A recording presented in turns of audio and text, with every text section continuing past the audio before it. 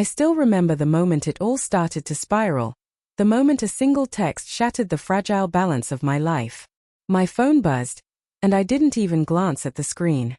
I was cooking dinner, the smell of garlic and roasted chicken filling the apartment, when the vibration on my counter forced me to look. It wasn't my wife. It was her, my mother-in-law.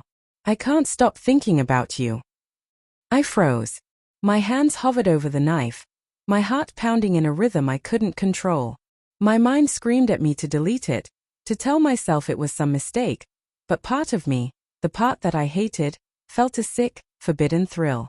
I shoved the phone into my pocket, trying to laugh it off, but laughter felt wrong, hollow. For months, subtle signs had been gnawing at me, and I'd ignored them. Little things, her just visiting trips that lasted longer than expected, her lingering glances when she thought no one was watching, the way she laughed at my jokes a little too hard, a little too close. And my wife? She trusted me completely, oblivious to the storm quietly building around us. I hated myself for it, but I couldn't deny the pull. It started innocently, or so I convinced myself. Coffee meetups to discuss family matters, casual texts that lingered past midnight, jokes that carried an edge of intimacy. I told myself it was harmless, but the truth is, I was falling. Falling in a way I had never fallen before, and every time I saw her, every time her hand brushed mine accidentally, I felt electricity I couldn't name, and shouldn't. The guilt consumed me. I caught myself imagining things I swore I'd never imagine. Dreams that left me waking in sweat, heart racing, wondering if this was the end of the life I had carefully built. Every smile she gave, every word she whispered when no one else was around, I analyzed like a secret code. I hated myself more with every passing day, but I couldn't stop. Then, the cracks began to show. She missed calls from me that I didn't understand. She had excuses, vague and hurried, and sometimes her eyes darted away when she spoke to me. One afternoon, I found her phone unlocked on the kitchen counter. I didn't mean to look, but curiosity, a dangerous curiosity, pulled me in. Messages spilled across the screen, words I had long suspected, phrases that left no room for doubt. The moments she'd whispered "I can't help it" weren't just words, they were confessions. I felt my stomach twist, a mixture of disgust and longing I couldn't separate. My wife's face flashed in my mind, her trust, her laughter, our quiet Sundays together. And yet, I couldn't turn away from the evidence. It was real. It was happening. My heart, my own heart, betrayed me before my eyes. Confrontation seemed impossible. I didn't know who I was anymore, standing there with her messages burning in my mind.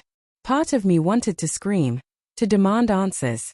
Another part wanted to vanish, to escape the unbearable weight of knowing I had fallen in love with someone I shouldn't, someone who shouldn't feel the same. The moment came unexpectedly. Dinner had been awkward. My wife had noticed the tension but asked nothing. Later that night, my mother-in-law stayed behind to help me clean up. She lingered near the sink, and when I finally turned to face her, the look in her eyes mirrored my own inner chaos. Words tumbled out before I could stop them. What is happening?" She swallowed, her voice trembling. "I don't know. I never wanted this, but it's here. I can't pretend anymore." I felt like the floor had disappeared beneath me. My own feelings, so long suppressed and yet undeniable, collided with reality. We talked, we argued, we cried, every emotion raw and jagged. She wasn't evil. I wasn't evil.